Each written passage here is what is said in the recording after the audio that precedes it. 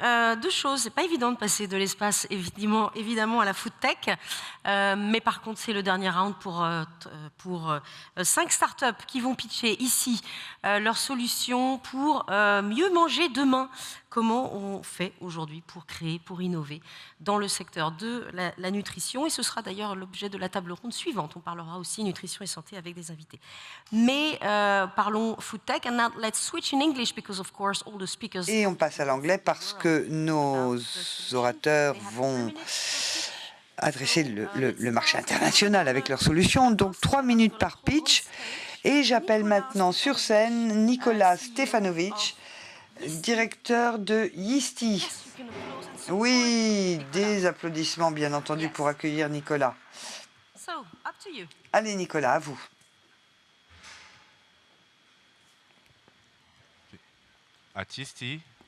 Chez Yeasty, on adore la bière. Pas à cause de l'alcool ou de son côté un peu amer, mais simplement parce que, grâce à la bière, on va fournir suffisamment de protéines pour répondre aux besoins de plus de 100 000 personnes chaque année. 100 millions de personnes chaque année.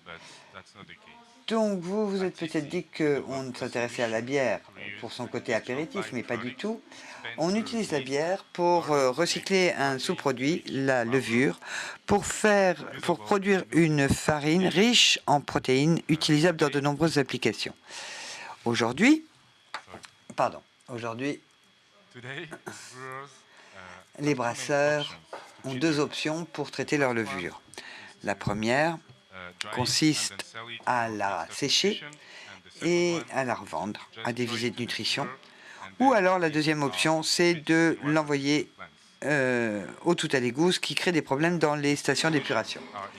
Ces deux solutions sont totalement inefficaces et quant à la seconde solution, c'est en plus très cher pour les brasseurs. Et ça vient à un coût très élevé pour la société. Donc, la solution, c'est de collecter les levures dans les brasseries, de les désamériser grâce à notre processus biologique unique, et ensuite on les sèche pour produire une farine riche en protéines que l'on peut ensuite utiliser dans de nombreuses applications, telles que des alternatives à la viande, des produits pour les personnes en carence nutritionnelle, pour les athlètes ou pour des formules pour aliments pour animaux. Donc, nous produisons un ingrédient adapté à tous les régimes alimentaires qui contient 50% de protéines, les acides aminés essentiels, des fibres et qui est également une très belle source de vitamines et de minéraux. Ce sera l'ingrédient le plus complet, avec en plus un goût très agréable, qui sera disponible sur le marché à un prix très compétitif de 5,50 € au kilo. Notre modèle économique nous permet de générer de la valeur pour tous les acteurs et nous nous positionnons très bien compte tenu des prix de nos concurrents. Aujourd'hui, nous travaillons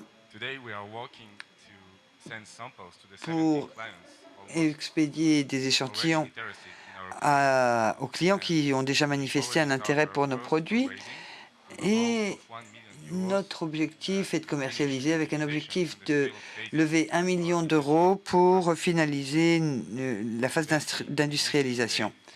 Investir chez Yeast aujourd'hui, c'est investir dans un projet qui va avoir un fort impact social, mais c'est également investir dans un projet industriel ayant des ambitions internationales et qui va permettre de mettre sur le marché des protéines alternatives. Merci. Merci infiniment. Vous aviez 3 minutes, le gong a sonné. Merci Nicolas.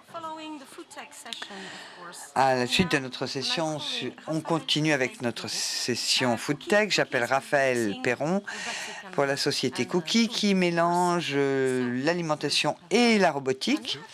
Voici la zapette, vous avez 3 minutes. Merci. Bonjour à tous et à toutes. Je m'appelle Raphaël, je suis PDG de Cookie. Et au départ, j'avais créé une start-up qui s'appelait Price Match, qui vient d'être rachetée par Booking.com. Et j'ai travaillé avec des ingénieurs talentueux de Centrale et Polytechnique, Quentin et Ludovic. Et on a fondé Big Fernand, qui était une grande chaîne de burgers en France. Et on a également travaillé on a également créé la chaîne d'alimentation Thai Pitaya. Donc aujourd'hui, 50% des restaurants ferment leurs portes dans les 3 premières années et les coûts s'élèvent à 50% de leur chiffre d'affaires. Et puis en plus, le secteur de la restauration souffre d'un manque de main-d'œuvre qui n'est allé que s'empirant avec la pandémie. Donc nous avons créé Cookie qui cuit des aliments à partir d'ingrédients et grâce à un ordinateur qui contrôle le robot. Donc on a un certain nombre de recettes qui sont rentrées dans l'appareil. L'appareil se sert en ingrédients, fait la cuisine et ensuite les assiettes sont servies. Avec le logiciel, il est possible de contrôler le robot. C'est connecté à des applications de livraison telles que Deliveroo et Uber Eats. Donc, quand la commande est passée, vous pouvez commencer la production et suivre. Donc, Cookie permet de mélanger des ingrédients et de produire des repas sous forme de pâtes, Pokéball, etc. Nous allons essayer donc d'aider les restaurants à automatiser la préparation des repas à un prix fixe, le prix avec un prix qui couvre les coûts de maintenance de l'appareil. Deuxième marché cible, c'est d'avoir des kiosques autonomes pour les hôpitaux, les aéroports, bref, tous les lieux dans lesquels il est nécessaire d'avoir des offres de restauration 24 heures sur 24, 7 jours sur 7 et à un coût plus bas. Et on a des grandes chaînes telles que Auchan, Carrefour qui ont montré leur intérêt, ainsi que des grandes chaînes de restauration rapide. Donc, l'intérêt, c'est que le robot est toujours opérationnel, qu'il occupe très peu d'espace et qu'il est très précis au niveau des dosages. Ici, vous avez le prototype en action. Jusqu'à présent, on a déposé un brevet, on a construit un prototype, on a fait un premier tour de table l'année dernière et maintenant on passe à la première version industrielle qui va être prête d'ici 1 mois ou 2. On a commencé avec un pilote de 35 robots, puis nous allons passer à une phase de financement de phase A où nous espérons lever de 4 à 5 millions d'euros. Je vous remercie pour votre attention. Félicitations. Merci, vous êtes absolument dans les temps.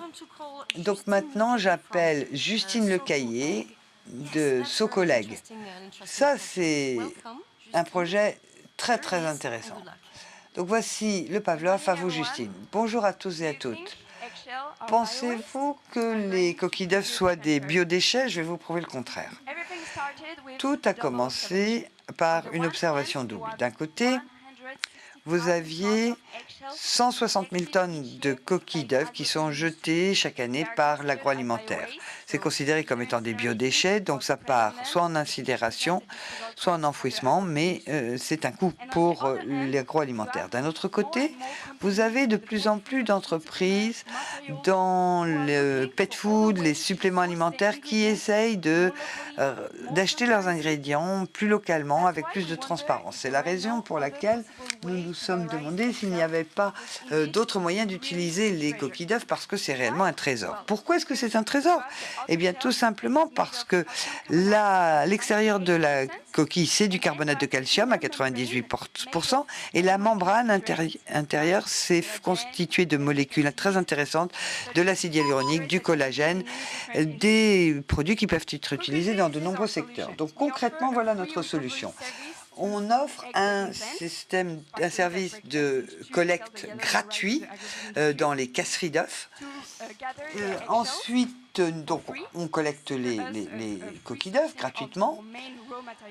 C'est notre matière première. Puis nous avons développé un processus breveté pour séparer la membrane de la coquille. C'est un processus totalement mécanique, ce qui nous permet en bout de processus d'avoir différents produits. Vous avez la membrane, la coquille, et on va encore plus loin en procédant à l'extraction de l'acide hyaluronique de la membrane afin de produire des ingrédients à forte valeur ajoutée. Pour ce qui est de notre feuille de route technique, on a déposé notre premier brevet l'année dernière sur la technique de séparation. Nous avons ouvert notre première usine pilote grâce à notre premier tour de table financier l'année dernière. On a commencé à produire. On a pré-commercialisé toute notre production en 2022 et l'année prochaine, nous allons construire une nouvelle usine à côté d'une autre casserie d'œufs. Donc voici le marché que nous ciblons en priorité en France. Donc les compléments alimentaires, le pet food et le bâtiment. Dans le bâtiment, on a plus de 30 entreprises qui sont intéressées par nos produits. On leur a déjà fait parvenir des échantillons et on a obtenu beaucoup de lettres d'intérêt. Aujourd'hui, nous sommes une équipe de 10. Demain, nous serons le double pour ouvrir cette nouvelle usine à côté d'une casserie d'œufs. Et notre objectif est d'atteindre un chiffre d'affaires de plus d'1 million d'euros dans les années à venir. Donc l'année prochaine, nous allons passer un deuxième tour de table afin de pouvoir construire cette nouvelle usine et nous allons essayer de lever plus de 10 millions d'euros. Voici l'équipe de gestion, des profils très complémentaires. Vous avez Samuel, Yacine, etc. Merci infiniment pour votre attention. Merci. Merci Justine. C'est pas facile de faire un pitch. Alors, maintenant, les premiers services robotisés pour aider les producteurs de légumes, donc les horticulteurs. Je suis ravie d'accueillir Henri Desesquelles, fondateur d'Osiris. Bonjour Henri, vous avez 3 minutes. Bonne chance. Merci. Bonjour, je suis Henri, PDG d'Osiris Agriculture et je vais vous montrer que la robotique va permettre de rendre les fermes plus durables. 10 millions d'hectares ont été cultivés en Europe et ont été mis en culture irriguée en Europe l'année dernière. Tout ça parce que c'est une assurance contre le changement climatique. Cela permet d'assurer les rendements, la qualité de la production et cela permet aux agriculteurs de sécuriser les emplois de millions de personnes dans l'agroalimentaire. Mais quand on sait qu'il faut 7,5 litres d'eau sont nécessaires pour alimenter une portion de frites et que ça représente 350 heures de travail par an pour déplacer les outils d'irrigation, eh bien, nous nous sommes regroupés à 3 pour mettre en place un robot d'irrigation. On a mis en place un robot breveté qui travaille à l'hydroélectricité et ce qui permet de délivrer une irrigation de précision, ce qui permet des économies d'eau. On propose cela directement aux agriculteurs ou par l'intermédiaire de leur coopérative de producteurs. Voici ce que nous avons développé en 2021. Vous avez ici un robot d'irrigation qui va directement sous le feuillage, ce qui permet d'avoir une irrigation extrêmement précise. On a fait la démonstration aux agriculteurs qui ont trouvé que c'était très intéressant et nous avons donc été obligés de produire 2 nouveaux robots cette année avec nos partenaires. Aujourd'hui, un robot, ça coûte 90 000 euros à construire. On vise 30 000 euros de chiffre d'affaires cette année, 14 000 euros par an pour l'irrigation et puis 10 pour des activités hors saison comme par exemple l'épandage de lisier et le reste provenant du conseil. Quand on parle aux agriculteurs, ils nous disent qu'ils ont besoin de ce type de solutions à cause des nouvelles réglementations, parce que ça permet aussi de réduire le temps de travail pour les agriculteurs, parce que nos machines sont flexibles en termes d'usage et parce que cela permet un retour sur investissement pour les agriculteurs. On a donc créé 2 robots qui ont été financés notamment par l'Union européenne dans le cadre d'un programme pour réduire l'utilisation d'engrais, de pesticides et de désherbants. Aujourd'hui, nous allons faire un tour de table en 2021 pour lever aux alentours d'1 million d'euros pour développer nos robots et des logiciels et pour également mettre en place nos efforts commerciaux. Merci de nous avoir écoutés. Et merci d'aider les agriculteurs à continuer à produire de façon respectueuse de l'environnement et de façon durable. Merci Henri, à tout à l'heure. Le dernier pitch dans le cadre de notre édition Spring 50 2022 va nous parler d'une solution très innovante. Monsieur Paul Malfoy, je vous invite à me rejoindre sur la scène. Vous m'avez amené des citrons? Absolument, j'ai amené des citrons. Bonjour. Vous voulez que je vous tienne les tiennes, vos citrons? Non, non, dans 2-3 secondes. Pour l'instant, je les garde. J'en ai besoin. Bon, si vous avez besoin d'un coup de main, vous me demandez, je suis là. Vous avez 3 minutes.